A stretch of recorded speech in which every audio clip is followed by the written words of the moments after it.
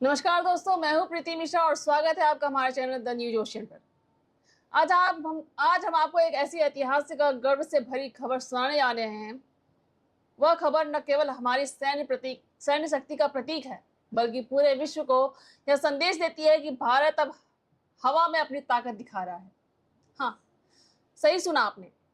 भारतीय वायुसेना ने वैश्विक एयरफोर्स रैंकिंग में चीन को पीछे छोड़ते हुए दुनिया की तीसरी सबसे शक्तिशाली वायुसेना बनने का गौरव हासिल कर लिया है। तो चलिए, इससे पहले हम आपको पूरी खबर बताएं। आपसे अनुरोध है कि हमने इसमें वीडियो को लाइक और अधिक से अधिक शेयर करें। कमेंट बॉक्स में अपनी राय प्रतिक्रिया जरूर दें। हमारे चैनल को सब्सक्राइब करें और नए नोटिफिकेशन पाने के लिए बेल आइकन पर जरूर क्लिक करें। तो चलिए पूरी खबर बताते हैं आपको। दोस्तों, यह कोई मामूली उपलब्धि नहीं है। यह उपलब्धि वर्षों की मेहनत, निवेश, तकनीकी उन्नति और रणनीतिक क्षमता का परिणाम है। भारत ने पिछले दशक में अपने वायुसेना बेड़े में न केवल संख्या बल्कि गुणवत्ता में भी सुधार किया है। आधुनिक लड़ाकू विमानों, उन्नत प्रशिक्षण कार्यक्रमों और रणनीतिक एयरबेसों के निर्माण ने भारतीय वायुसेना को वैश्विक स्तर पर प्रतिस्पर्धी बना दिया है। आइए सबसे पहले बात करें चीन की वायुसेना की। चीन की वायुसेना, जिसे पीपुल्स लिबरेशन आर्मी एयरफोर्स यानी PLAAF कहा जाता है, संख्या में बहुत बड़ी है। उनके पास 3,700 से अधिक विमान हैं, जिनमें लड़ाकू, परिवहन, हेलीकॉप्टर और ट्रेनर विमानों का मिश्रण है। सुपरफिशियली यह संख्या भारत से कहीं अधिक है, लेकिन जब बात तकनीकी क्षमता, प्रशिक्षण और संचालन दक्षता की आती है तो चीन अभी भी भारत के पीछे है। चीन के J-10, J-20 और J-31 जैसे विमान आधुनिक होने के बावजूद भारत के राफेल, सुखोई 30 MKI, तेजस और मिराज 2000 के मुकाबले कई पहलुओं में कमतर है। तकनीकी उपकरण, एवियोनिक्स, रडार सिस्टम और एयर कमांड एंड कंट्रोल क्षमता के मामले में भारतीय वायुसेना ने चीन को पीछे छोड़ दिया है। दूसरी ओर पाकिस्तान की वायुसेना की स्थिति और भी गंभीर है। पाकिस्तान के पास लगभग 450 लड़ाकू विमान हैं, जिनमें F-16, JF-17 और मिराज शामिल है। इन विमानों की संख्या और उनके प्रकार इसलिए सीमित हैं और उनके प्रशिक्षण और रणनीतिक ढांचे की तुलना में भारत की वायुसेना कहीं अधिक सक्षम और आधुनिक मानी जाती है। रिपोर्ट्स के अनुसार भारत की वायुसेना वैश्विक शीर्ष 10 में शामिल नहीं हो पाई, जबकि भारत अब तीसरे स्थान पर है। यह केवल संख्या का अंतर नहीं, बल्कि तकनीकी और रणनीतिक श्रेष्ठता का संकेत है। अब बात करते हैं भारत की वायुसेना की ताकत की।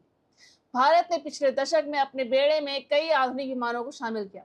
राफेल विमानों का बेड़ा, सुखोई 30 MKI की बहुप्रतीक्षित क्षमता, तेजस जैसे स्वदेशी विकसित विमानों का शामिल होना, मिराज 2000 की आधुनिक उन्नत प्रणाली, ये सभी भारतीय वायुसेना को न केवल ताकतवर बल्कि तकनीकी दृष्टि से भी वैश्विक स्पर्धा में अग्रणी बनाते हैं। इसके अलावा भारत अपने पुराने विमानों जैसे MiG-21 को रिटायर कर आधुनिक विमानों को शामिल किया है। प्रशिक्षण और संचालन क्षमता भी भारत की वायुसेना की ताकत का एक महत्वपूर्ण हिस्सा है। भारतीय पायलट और तकनीकी कर्मियों को अंतर्राष्ट्रीय मानकों के अनुसार प्रशिक्षित किया जाता है। विभिन्न एयरफोर्स बेसों पर नियमित रूप से युद्धाभ्यास, उच्च स्तरीय ट्रेनिंग और वास्तविक परिस्थितियों में मिशन की तैयारी होती है। यही कारण है कि भारत ने अंतर्राष्ट्रीय रैंकिंग में चीन और पाकिस्तान दोनों को पीछे छोड़ते हुए तीसरा स्थान हासिल किया है। ऑपरेशन सिंदूर के उदाहरण को देखें। हाल ही में भारतीय वायुसेना ने इस ऑपरेशन के माध्यम से अपनी रणनीतिक और तकनीकी क्षमता को प्रदर्शित किया। इस ऑपरेशन ने दिखाया कि भारतीय वायुसेना न केवल दुश्मनों की सीमाओं में सटीक लक्ष्य निशाने पर मार सकती है, बल्कि अपने विमानों और कर्मियों की सुरक्षा को सुनिश्चित करते हुए ऑपरेशन कर सकती है। यह केवल शक्ति का प्रदर्शन नहीं, बल्कि रणनीतिक श्रेष्ठता और तकनीकी परिपक्वता का प्रमाण है। इसके अलावा भारत ने स्वदेशी विमान विकास और निर्माण पर जोर दिया है। तेजस और AMCA जैसे स्वदेशी विमान परियोजनाएं तकनीकी आत्मनिर्भरता को बढ़ावा देती हैं। यह न केवल आर्थिक दृष्टि से महत्वपूर्ण है, बल्कि रणनीतिक दृष्टि से भी भारत को वैश्विक प्रतिस्पर्धा में सक्षम बनाता है। विदेशी विमानों के विकास ने भारतीय वायुसेना को वैश्विक मानकों के अनुसार आधुनिक और अत्याधुनिक बनाया है। अब हम बात करते हैं रणनीतिक एयरबेसों और हथियार प्रणाली की। भारत ने सीमा के पास कई एयरबेसों का निर्माण और उन्नयन किया है। इन बेसों में उच्च तकनीक रडार, एयर डिफेंस सिस्टम और हथियार प्रणाली स्थापित की गई है।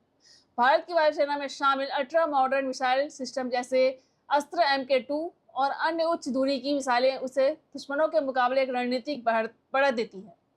तकनीकी श्रेष्ठता और वैश्विक तुलना करें तो भारत की वायुसेना ने विमान की गुणवत्ता, प्रशिक्षण, संचालन क्षमता और रणनीतिक स्थिति के मामले में चीन और पाकिस्तान को स्पष्ट रूप से पीछे छोड़ दिया है। चीन की वायुसेना संख्या में अधिक है, लेकिन उसकी गुणवत्ता और संचालन दक्षता भारतीय वायुसेना के मुकाबले कमजोर है। पाकिस्तान की वायुसेना तकनीकी और संख्या दोनों में भारत से पीछे है। भारत की वायुसेना की भविष्य की दिशा भी स्पष्ट करती है। आने वाले वर्षों में भारतीय वायुसेना अपनी स्वदेशी विमान परियोजनाओं को और बढ़ाएगी, अंतर्राष्ट्रीय सहयोग बढ़ाएगी और अपने बेड़े को और आधुनिक बनाएगी। यह न केवल रक्षा क्षमता को बढ़ाएगा, बल्कि भारत को वैश्विक स्तर पर हवा में अग्रणी बनाएगा।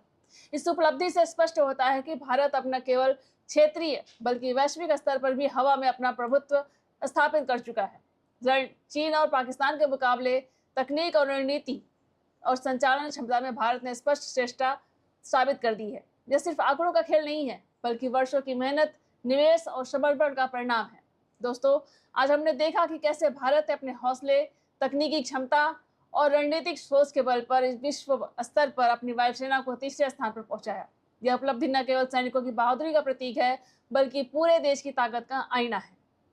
अगर आप चाहते हैं कि इस तरह की खबरें और विश्लेषण आपके पास समय पर पहुंचे, तो इस वीडियो को लाइक करें और अपने दोस्तों के साथ शेयर करें और कमेंट में अपने भारतीय वायुसेना के लिए जय हिंद जरूर लिखें। तो हमारे चैनल को सब्सक्राइब करना ना भूलें। भारत के गर्व और हमारी वायुसेना की शक्ति को सबको दिखाना ही हमारी जिम्मेदारी है। तो बने रहिए द न्यूज ओशन के साथ। बहुत बहुत धन्यवाद। जय हिंद, जय भारत।